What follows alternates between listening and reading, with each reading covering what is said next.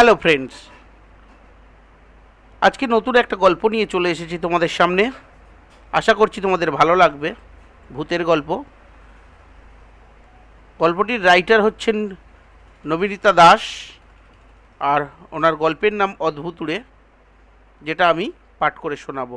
অসীম দাবদাহ, শেষে বর্ষণের আকাশ। শেষমেশ বৃষ্টিটা শুরু হলো। দুদিন ধরে শুধু মিথ্যে আশা জাগিয়ে ফিরে যাচ্ছিল মেঘগুলো। তবে ভালোই হয়েছে আজ বৃষ্টিটা হয়ে। অফিসের এসির হাওয়ার ভিতরে থাকলে বৃষ্টির আমেজ নেওয়া যেত না। সন্ধে আগত প্রায়, যদিও মেঘের ঘন ঘটায় ইতিমধ্যে দিনের আলো নিভিয়ে ফেলেছে। ছুটির দিন, আলস্য ভরা বৃষ্টি মাখা সন্ধে, আর কি চাই। বহুদিন বাদে এই রকম সন্ধে পাওয়া গেছে। তার উপর আজকে আমি ফ্ল্যাটে একা। আজ অন্তত মাথায় একটা গল্পের প্লট নিয়ে আসতে হবে, যেভাবেই হোক। অনেক দিন শত চেষ্টা করেও কিছুতেই কিঞ্চিত একটা ভাবনা আসছিল না মাথায়। এদিকে ম্যাগাজিনের লেখাটাও অনেক দিন ধরেই দিতে হবে।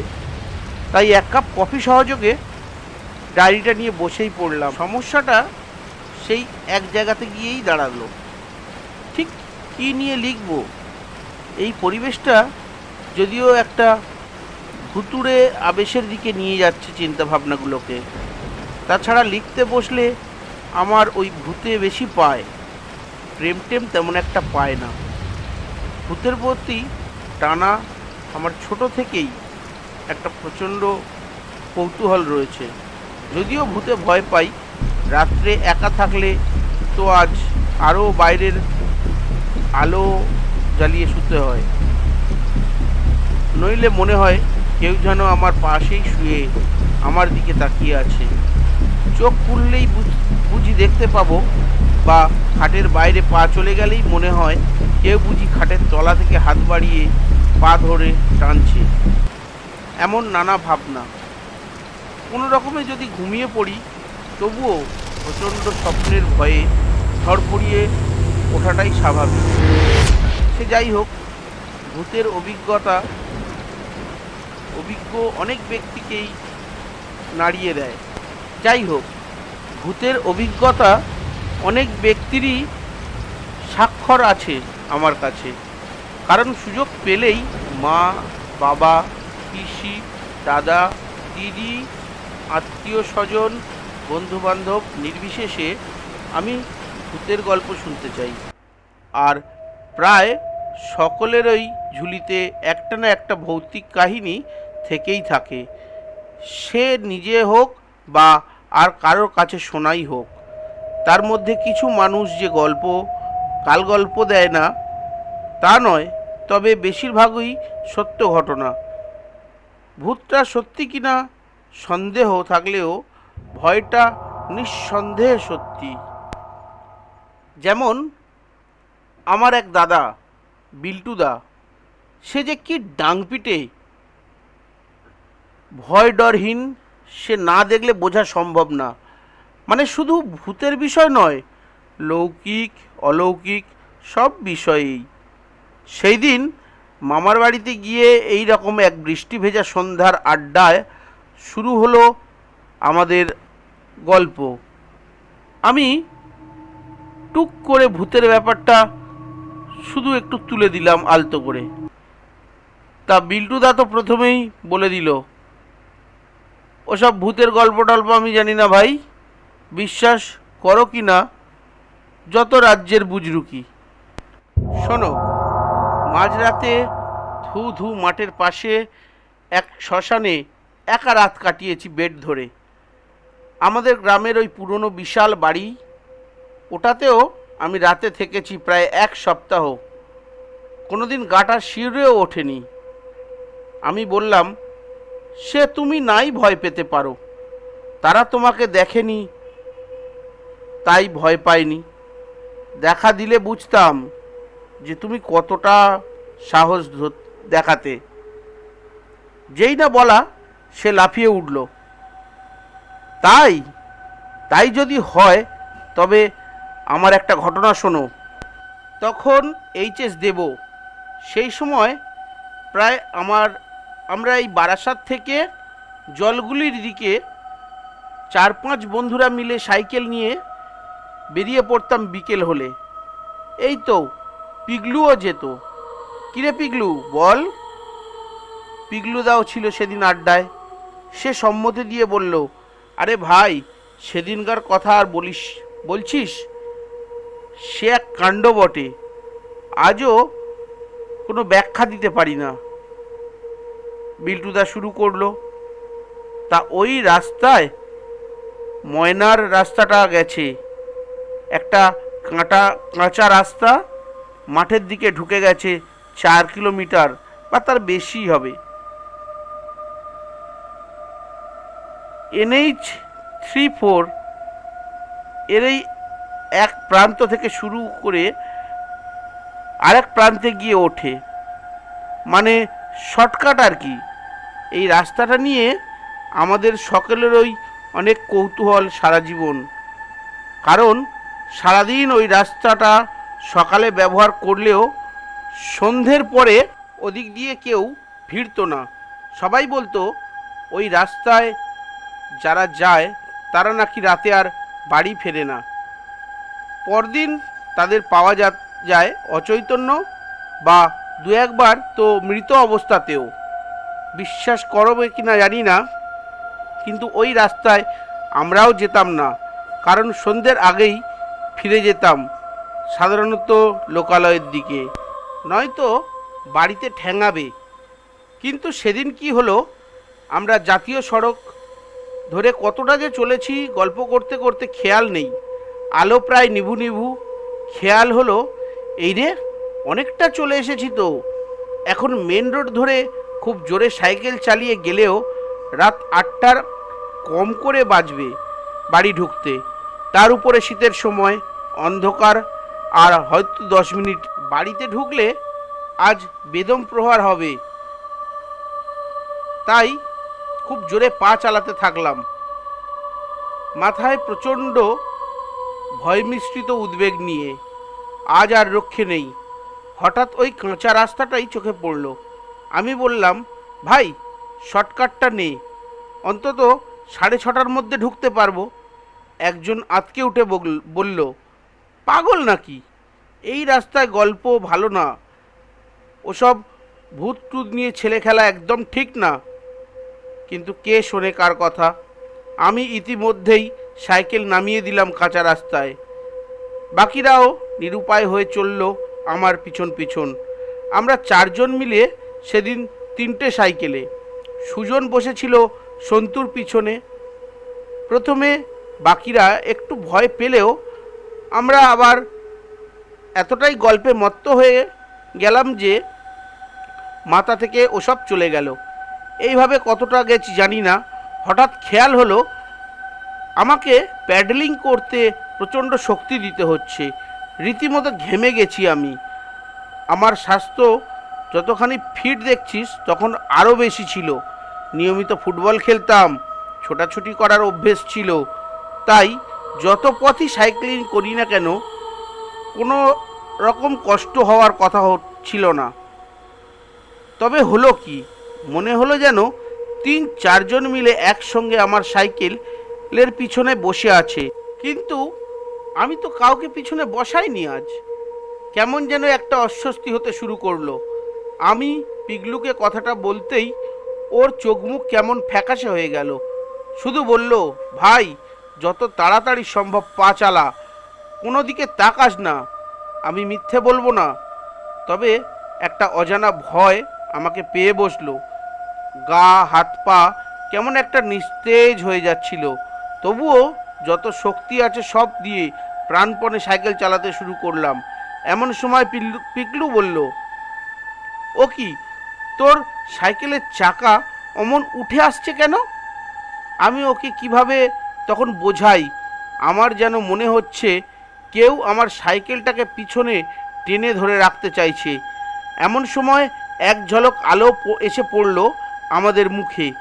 সামনের রাস্তায় একটা গাড়ির হেডলাইটের আলো। আমরা প্রায় পৌঁছে গেছি মেন রোডে। সাথে সাথেই সেই অসম ভর করা সাইকেল ক্যারিয়ার থেকে কেউ একজন হঠাৎ নেমে চলে গেল। খুব জোরে চালাচ্ছিলাম, তাই সাইকেলটা লাফিয়ে উঠল। কোনো রকমে পাকা রাস্তায় উঠে তীর বেগে বাড়ি ফিরলাম। বাড়ি এসে যা দেখলাম তা আজও দেখতে পাবি তোরা আমার বাড়িতে গেলে। আমার সাইকেলের ক্যারিয়ারের উপর দুদিকে লোহার রড দুটো কারোর হাতের বুড়ো আঙুলের চাপে গর্তের মতো ঢুকে গেছে। যাই হোক, লিখতে লিখতে বড্ড খিদে পেয়ে গেছে। যা বৃষ্টি বাইরে, তাতে বাইরে বেরিয়ে কিছু কিনে আনা মুশকিল। আর এই রকম বর্ষার দিনে একটু মুখরোচক না হলেই আর চলে না। আমার আবার বৃষ্টির দিনে পিৎজা খিদে পায়। কি আর অর্ডার করি, পিৎজাটাই অর্ডার দিলাম। খুব জোর আধ ঘন্টা নেবে আসতে। যাই হোক, এই রকম একটা ঝড়জলের দিনে ভূতের কথা হচ্ছে আর আমার জামাইবাবুর কথা আসবে না, তা কি হতে পারে? তার অভিজ্ঞতাগুলো আবার অদ্ভুত। জামাইবাবু বলে সে নাকি কোনো জায়গায় কোনো অশুভ কিছু ঘটলে বা কোনো অশরীরী থাকলে সে সেই অশরীরী নাকি দেখতে পায় বা কখনো অনুভব করতে পারে। বিশ্বাস হচ্ছে না তো? মনে হচ্ছে ছোটবেলা আমাকে যা করে টুপি পরায়। আমার ভূতের সম্পর্কে আকর্ষণটা তারা জানে, তাই বানিয়ে মুখরোচক গল্প বলে। এই যেমন আমাদের বাড়ির ছাদে একদিন আমি, দিদি, জামাইবাবু উঠেছিলাম। আমাদের দুতলাটা ফাঁকাই থাকে সাধারণত। আত্মীয় স্বজন আসলে তখন তাদের জন্য ব্যবস্থা করা হয়, তাই একতলা থেকে তিনতলার সিঁড়ি একদম শুনশান। সিঁড়ি দিয়ে জামাইবাবু উঠছিল। হঠাৎ তিনি তিনতলায় ওঠার আগে চাতালে দাঁড়িয়ে পড়ল, যেন থতমত খেয়ে। বলল, তোরা উঠে যা, তারপর উঠছি। ছাদে গিয়ে জিজ্ঞাসা করলাম, কি হলো? বললেন, তোরা ভয় পাবি, পরে বলবো। জোর করে জিজ্ঞাসা করলাম, কিছু বললেন না। তারপরে হঠাৎ বললেন, আশেপাশে মসজিদ আছে? বললাম, হ্যাঁ, দুটো বাড়ি পরেই তো। কেন? না, যখন উঠছিলাম ওই চাতালে একজন টুপি পরা দাড়িওয়ালা লোক দাঁড়িয়েছিল।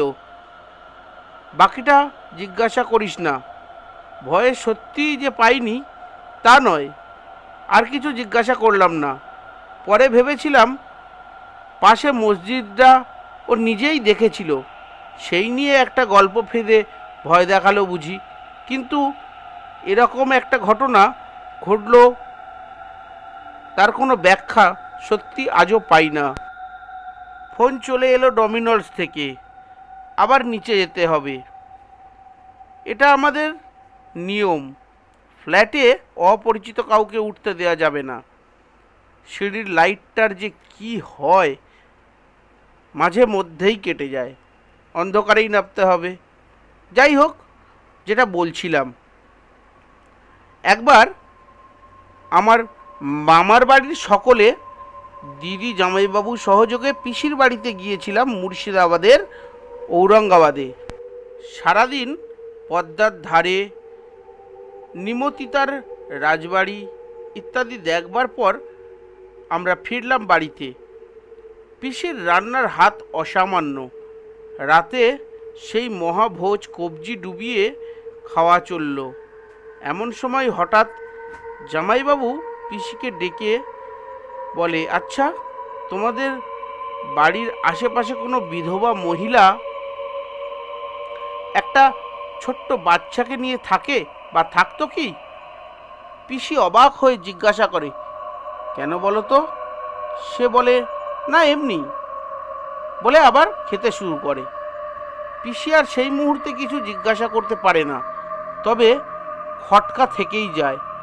না জানি রাস্তার ধারে কেউ কোনো কিছু বলেছে কিনা গ্রামের লোকজন। শত্রুত্ব অভাব নেই, কে কি উদ্দেশ্য করে কি বলে থাকে, আর নতুন জামাই কি ভাববে সেসব শুনে। এই নিয়ে পিসি তো প্রচণ্ড চিন্তিত হয়ে পড়ে। পিসেমশাইকেও জানায়। শেষে আমার ডাক পড়ে। যে কেউ কি এমডির রাস্তায় কিছু বলেছে জামাইবাবুর সাথে? কেউ কি আলাদাভাবে কথা বলেছে? আমি যথারীতি বললাম, না তো, এরকম কিছুই ঘটেনি। পিসি তখন বলল, আসলে একটা বিধবা মহিলা তো সত্যি এমডি রোডের বাড়িতে কাজ করত, পাড়াতেই বাড়ি, কিন্তু সে তো বহুদিন হলো, হঠাৎ একদিন কাজে আসে না। পরে শুনলাম সে তার বাচ্চাকে নিয়ে নাকি গায়ে আগুন দিয়ে পুড়ে মরেছে। সেই নিয়ে গ্রামের লোকের অযথা কুকথা বলতে থাকে। কে জানে জামাইবাবুকে কে কি বলেছে? চিন্তার বিষয়।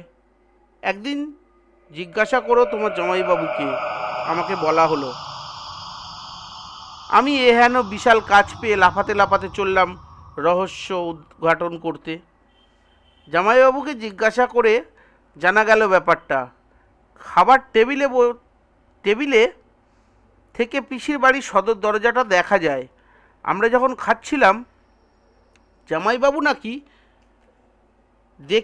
দেখতে পেয়েছে সেই সদর দরজার সামনে দাঁড়িয়ে থাকা সাদা শাড়ি পরা মাঝারি বয়সী মহিলা একটা বাচ্চা হাতে ধরে দাঁড়িয়ে, যেন ঢুকতে চাইছে বাড়িতে। একটু এগিয়েও এলো, কিন্তু তুলসী মণ্ডপটা আর পেরোতে পারল না। জামাইবাবুর চোখাচোখি হতেই আবার ফিরে গেল। সবচেয়ে আশ্চর্যের কথা, সদর দরজাটা সন্ধ্যের পর থেকেই খিল দেওয়া হয়েছিল, আর খোলা হয়নি কোনো কারণেই। অদ্ভুত লাগছিল কথাগুলো শুনতে। আমি বাড়ির পাশের মসজিদটি একদিন এসে লক্ষ্য করার চেষ্টা করলাম। এই ব্যাপারটা জানা সত্যি অস্বাভাবিক, কিন্তু এইসব ভাবতে ভাবতে সে অনেক হলো। সিঁড়ি দিয়ে নামা শুরু করেছি অনেকক্ষণ, কিন্তু আশ্চর্য, আমি তাড়াতাড়ি নামতে চেষ্টা করছি, নামতে পারছি না। ঝুঁকে তিনতলা থেকে আমি নিচের দিকে তাকিয়ে দেখলাম রেলিংটার দিকে। হ্যাঁ, এটা একতলার গ্রিল, নিচে আলো পড়ছে গ্রিলের মধ্যে দিয়ে, দেখা যাচ্ছে। তাহলে এতক্ষণ ধরে কি আমি শুধুমাত্র এই তিনতলা থেকে দুতলায় এসেছি এত সময় নিয়ে? কিন্তু নিচের তলা গ্রাউন্ড ফ্লোরে তো যেতে হবে। আরও তাড়াহুড়ো করে নামতে শুরু করলাম। এই বাঁকটা ঘুরলেই মেন গেট পাবো, কিন্তু কই দরজাটা? আমি আবার রেলিংয়ের দিকে ঝুঁকে নিচটা দেখলাম। এ কি, আমি তো এখনো দোতলাতেই। এবার কেমন একটা অজানা ভয় আমাকে পেয়ে বসলো। কিছু মাথায় আসছে না, কোনো হিসেব যেন মিলছে না। আমি এবার ওপরে উঠতে থাকলাম। এই ওপর তলাতে আমার ফ্ল্যাট, কিন্তু কই ওটা খুঁজে পাচ্ছি না তো। দোতলার ফ্ল্যাটটা আজীবন বন্ধ থাকে। জানি না কি কারণে কোনো ভাড়াটিয়া কোনো দিন আসেনি। তাই সেই ফ্ল্যাটে কে যে উঠবে, কাকে যে ডাকবো, আমি বুঝতে পারছিলাম না। আমি দিক বিদিক শূন্য হয়ে সিঁড়ির দিকে ওঠা নামা করতে লাগলাম। না, উঠতে পারছি না, না নিচে নামতে পারছি। ঠিক এই সময় হঠাৎ নিচের গেট খোলার আওয়াজ পেলাম। কেউ একটা সিঁড়ি দিয়ে উঠে আসছে। যাক, বাঁচা গেল, কাউকে তো পাওয়া গেল। রেলিংয়ে ঝুঁকে দেখলাম আবছা আলোয় ক্যাপ পরা একটা ছেলে উঠে আসছে, হাতে মনে হয় পিজার বাক্স। কিন্তু আমি এই ছেলেটিকে আমার ফ্ল্যাটের নম্বর তো বলিনি। সে কিভাবে জানলো? আর নিচের তলায় তালা মারা থাকে সর্বক্ষণ, সে খুললই বা কেমন করে? আমি আড়ষ্ট হয়ে পড়লাম। আমার যেন হাত পা নড়ছে না। এদিকে পায়ের আওয়াজটা ক্রমশ ওপরে উঠে আসছে। আমি খুব জোরে চিৎকার করতে চাইলাম, কিন্তু গলায় স্বর বের হচ্ছে না। এ কি? ছেলেটা আমার 2 হাত নিচে এসে দাঁড়ালো। ধীরে ধীরে ওপরের দিকে তাকাচ্ছে সে। চোখগুলো যেন ঠিক ঠিক করে জ্বলছে। হঠাৎ আমার কানের পাশে কেউ যেন বলে উঠল, madam, your pizza is here.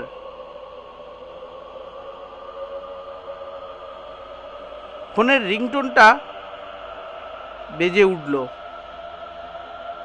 আমি ধরফড়িয়ে উঠলাম। ওফ, তবে স্বপ্ন দেখছিলাম এতক্ষণ। আমি নিজের ঘরেই, ডায়েরিটা খোলা সামনে। কখন ঘুমিয়ে পড়েছিলাম লিখতে লিখতে কে জানে। এই হচ্ছে সমস্যা, ভূতের কথা লেখা আর সেই নিয়ে প্রাণ ওষ্ঠাগত হয়ে ওঠে ভাবতে ভাবতে। ফোনটা ধরলাম। ওপার থেকে আওয়াজ এলো, ম্যাডাম, আপনার অর্ডারটা ডেলিভারি করতে না পারায় আমরা খুবই দুঃখিত। আসলে বৃষ্টিতে কোনো অর্ডার বেরোচ্ছে না। প্লিজ কিছু মনে করবেন না, আপনার অর্ডারটা ক্যান্সেল করা হলো। আমরা এখনই আপনার অ্যাকাউন্টে টাকা রিফান্ড করে দিচ্ছি। সত্যি? তা এই যা বৃষ্টি আর বাজ পড়ছে, বাইরে কারোর পক্ষে সম্ভব নয় ডেলিভারি নিয়ে আসা। ইটস ওকে বলে ফোনটা রেখে দিলাম। ফ্ল্যাটের বাইরে দরজার দিকে চোখ পড়ল। হঠাৎ বুকটা ছ্যাঁত করে উঠল। দরজা খোলা, আর দরজার ঠিক বাইরে একটা বক্স পড়ে রয়েছে। ওপরে লেখা ডমিনোস পিজা।